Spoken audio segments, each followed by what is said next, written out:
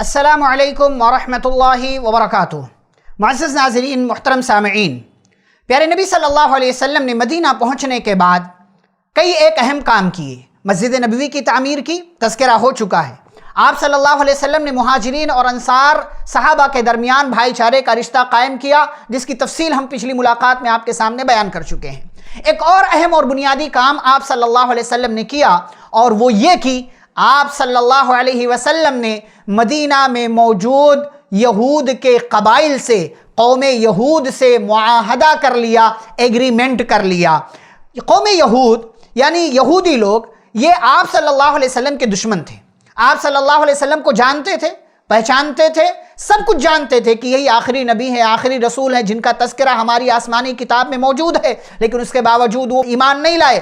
وہ پیارے نبی صلی اللہ علیہ وسلم کو ایسے ہی پہچانتے تھے کہ جیسے یہ لوگ اپنی اولاد کو، اپنے بیٹوں کو پہچانتے تھے، لیکن اس کے باوجود ایمان نہیں لائے، بلکہ آپ صلی اللہ علیہ وسلم کے دشمن بن گئے۔ لیکن ابھی تک اس دشمنی کو انہوں نے ظاہر نہیں کیا تھا، اس کو چھپا کر رکھا تھا، درپردہ تھا۔ اسی لیے آپ صلی اللہ علیہ وسلم جب مسجد کی بنیاد سے فارغ ہو گئے، آپ صلی اللہ علیہ وسلم جب مہاجرین اور انصار کے درمیان محبت، اخوت اور اتحاد کا جب آپ نے رشتہ قائم کر دیا، تب آپ صلی اللہ علیہ وسلم نے رخ یہودیوں کی جانب موڑا اور ان سے معاہدہ کر کے بڑا ہی بہترین اور اہم کام آپ صلی اللہ علیہ وسلم نے انجام دیا۔ چنانچہ آپ صلی اللہ علیہ وسلم نے ان سے معاہدہ کیا۔ معاہدے کی دفعات، معاہدے کے پوائنٹس کئی ایک تھے، چند اہم پوائنٹس کا اور دفعات کا میں آپ کے سامنے تذکرہ کرتا ہوں۔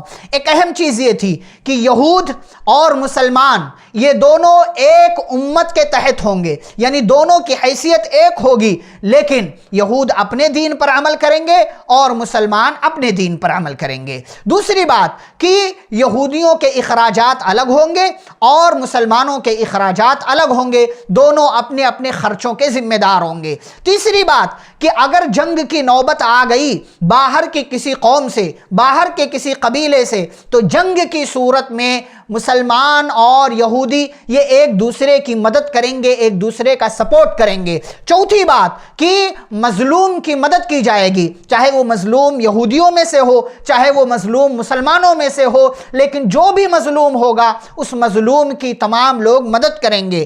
پانچویں بات، جنگ کی صورت میں اگر جنگ کی نوبت آتی ہے، اور ظاہر سی بات ہے جب جنگ ہوگی اس میں خرچہ لگے گا، رقم لگے گی، مال لگے گا، تو جنگ کی صورت میں یہود بھی خرچ برداشت کریں گے جیسے مسلمان خرچ برداشت کریں گے، یعنی دونوں طرف کے لوگ خرچ برداشت کرنے کے ذمہ دار ہوں گے۔ چھٹی بات، چھٹا پوائنٹ جو آپ صلی اللہ علیہ وسلم نے رکھا کہ مدینہ میں کوئی بھی خون خرابہ کرنا، فتنہ برپا کرنا، کسی طرح کا فساد پھیلانا، یہ سارے لوگوں پر حرام ہوگا، چاہے وہ مسلمانوں کے قبیلے سے ہو، چاہے وہ یہودیوں کے قبیلے سے ہو۔ ساتویں بات آپ صلی اللہ علیہ وسلم نے یہ رکھی کہ جھگڑے کی صورت میں اگر جھگڑا ہوتا ہے، کسی طرح کا اختلاف ہوتا ہے، کسی طرح کی کوئی بحث اور تکرار ہوتی ہے، کسی مسئلے میں لڑائی اور جھگڑا ہو جاتا ہے، جھگڑے کی نوبت آ جاتی ہے، تو ایسی صورت میں فیصلے کا اختیار کس کو ہوگا؟ اللہ کو، اور اس کے رسول صلی اللہ علیہ وسلم اس مسئلے میں فیصلہ کریں گے۔ یہ بڑا اہم پوائنٹ تھا۔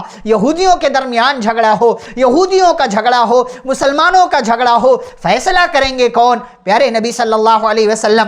آٹھویں بات، قریش اور ان کے ساتھیوں کو پناہ نہیں دی جائے گی، یعنی مکہ کے لوگ اگر مدینہ میں ہمارا پیچھا کرتے ہوئے آ جاتے ہیں تو کوئی بھی یہودی یا کوئی بھی مسلمان مکہ سے آنے والے کافر کو یا قریش مکہ کو، کفار مکہ کو پناہ دینے کا حق نہیں رکھے گا، کوئی بھی کسی کو پناہ نہیں دے گا۔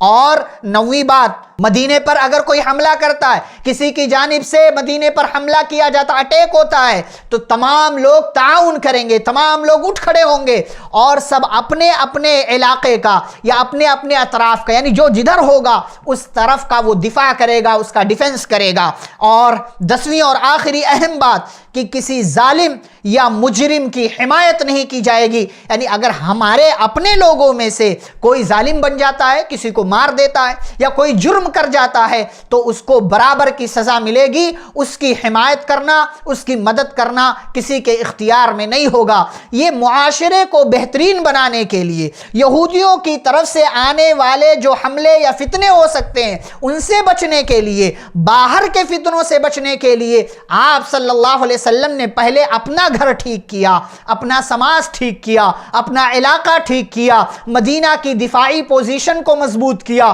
اور جب مسلمانوں کے درمیان اخوت کا رشتہ قائم ہو گیا، یہودیوں سے معاہدہ کر لیا، تو اب مدینہ دارالحکومت بن گیا، یہ مرکز بن گیا جس کے لیڈر، جس کے کمانڈر، جس کے قائد اور جس کے سب کچھ محمد الرسول اللہ صلی اللہ علیہ وسلم بن گئے. اور یہودیوں نے ان دفعات کو مانا، ان پوائنٹس کو مانا، اور ان تمام پوائنٹس کا، ان دفعات کا، اس معاہدے کا بعد میں چل کر کے بہت زیادہ فائدہ ہوا. یہ آپ صلی اللہ علیہ وسلم کی بہترین حکمت عملی اور آپ صلی اللہ علیہ وسلم کی دور اندیشی کا نتیجہ تھا کہ آپ صلی اللہ علیہ وسلم نے سب سے پہلے یہودیوں سے معاہدہ کر لیا، اور اس معاہدے کے بہت گہرے اثرات مدینہ کے سماج پر اور مسلمانوں پر مرتب ہوئے. اس کے بعد پھر آگے کی مدینہ کی زندگی کی کیا تفصیل اور بقیہ تفصیلات ہیں انشاءاللہ اگلی ملاقاتوں میں آپ کے سامنے ذکر کی جائیں گی. والسلام علیکم ورحمۃ اللہ وبرکاتہ.